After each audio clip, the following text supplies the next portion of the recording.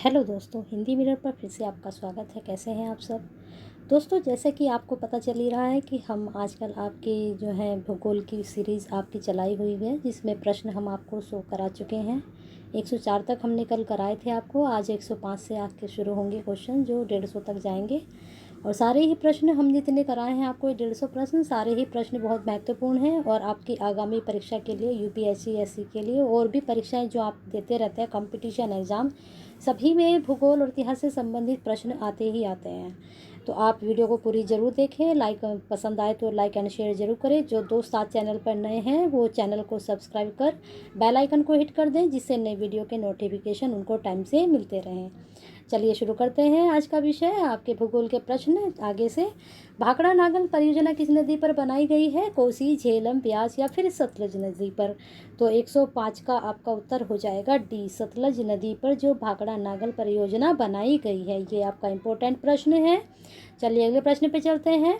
महानदी पर हीराकुंड परियोजना किस राज्य में है? इसमें बताना है कि जो हीराकुंड परियोजना, ये भी इतने भी जो आप परियोजना योजनाएं, ये बहुत ही महत्वपूर्ण प्रश्न होते हैं। इनको जरूर नोट डाउन किया कीजिए आप।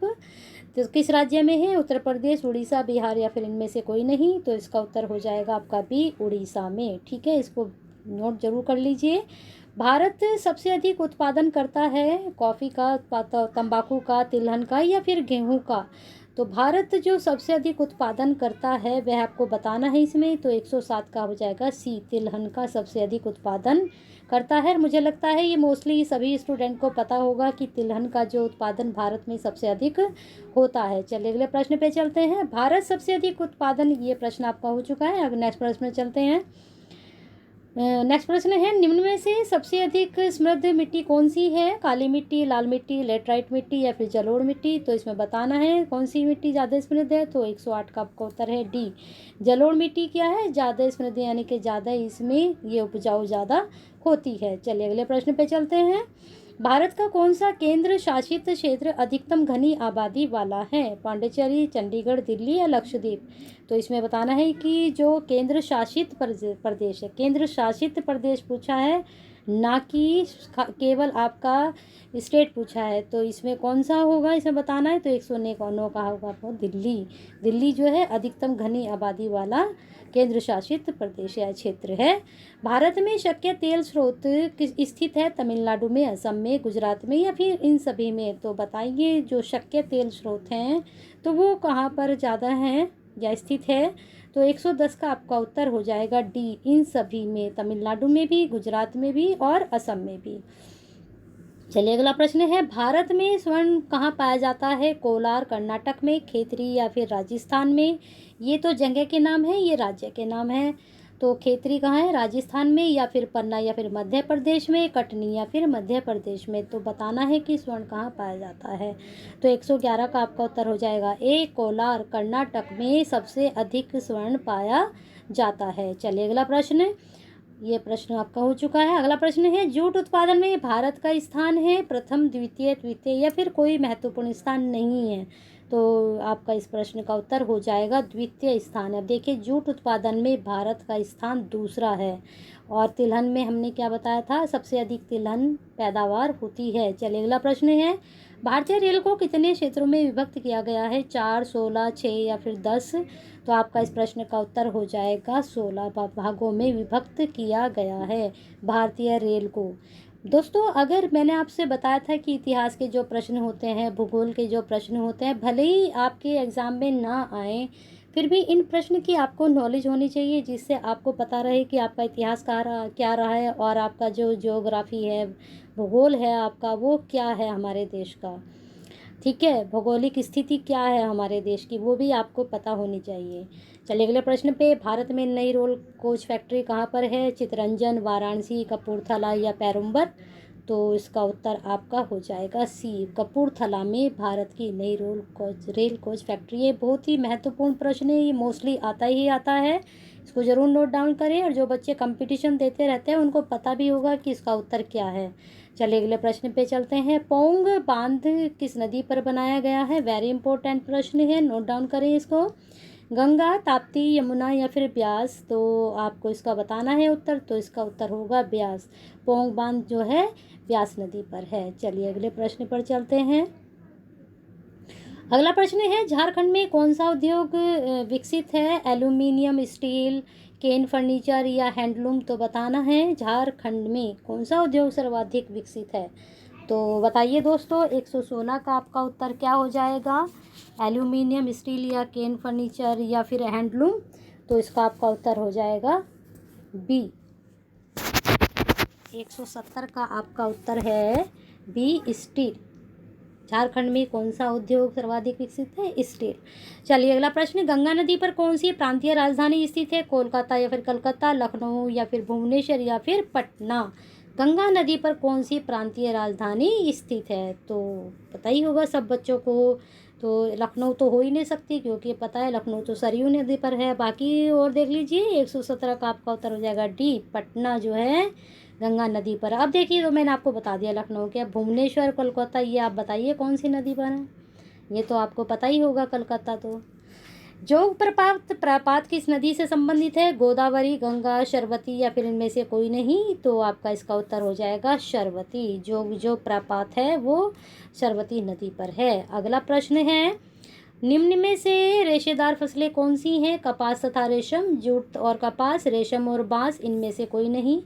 तो रेशेदार क्या होता है? ये तो सभी को पता है, जिनमें से थोड़ा सा वैसे निकलता रहता है रेशा टाइप में, चिकना सा पदार्थ भी होता है, लंबे लंबे उसमें धागे से खींचते हैं। तो वो कौन सी है? भूगोल में आपके प्रश्न हम करा रहे हैं, सभी को पता है।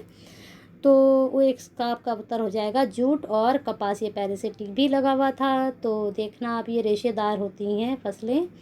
अगला प्रश्न है, कौन सा राज्य सबसे अधिक मूल्य के खनिज उत्पन्न करता है? उड़ीसा, गुजरात, मध्य प्रदेश या फिर राजस्थान? इसमें पूछा है कि कौन सा राज्य सबसे अधिक मूल्य के खनिज, यानी कि सबसे अधिक मात्रा में वहाँ पर खनिज उत्पन्न होते हैं। तो क्या होगा? मध्य प्रदेश में सबसे अधिक मूल्य खनिज उत्पन्न होते हैं। चलिए, किस प्रकार की मिट्टी अधिकतम पानी रोके रखती है? दोमट, बलुई या फिर मटियार या फिर लाल? तो इसमें बताना है कौन सी मिट्टी अधिकतम पानी रोक कर रखती है। सोखती नहीं, रोक कर रखती है। तो वह क्या होगा? सी, मटियार मिट्टी। चलिए अगले प्रश्न पर, प्रायद्वीपीय भारत की नदी, कौन सी नदी पूर्व की ओर बहती है? ताप्ती, नर्मदा, महानदी या फिर इनमें से कोई नहीं? तो इसका उत्तर होगा महानदी। ये जो दो नदी हैं ये पश्चिम की ओर बहती है, ये भी आप नोट डाउन कर लीजिए। ये प्रश्न मैंने आपको दूसरा बता दिया, यहीं का यहीं। ताप्ती और नर्मदा पश्चिम की ओर बहती है और महानदी जो है वो पूर्व की ओर बहती है। चलिए अगले प्रश्न पर, कभी कभी इनके बारे में ही पूछ सकते हैं, ताप्ती नर्मदा किस ओर बहती हैं? तो इसके बारे में हमने बता दिया, पश्चिम की ओर बहती हैं। ठीक है। भारत में अधिकतम जनजातीय आबादी है किसकी है? भीलों की, संथालों की, नाभाओं की, मुंडाओं की? किसकी होगी? तो आपका इसका उत्तर हो जाएगा संथालों की। भारत में अधिकतम जनजातीय आबादी संथालों की पाई जाती है। अगला प्रश्न है, भारत में सबसे बड़ी तेल शोधनशाला स्थित है? वेरी इंपॉर्टेंट, इसको नोट डाउन करिए जरूर। बरौनी में, कोयली में, मुंबई में या फिर इनमें से कोई नहीं? तो आपका इसका उत्तर हो जाएगा कोयली में तेल शोधनशाला स्थित है।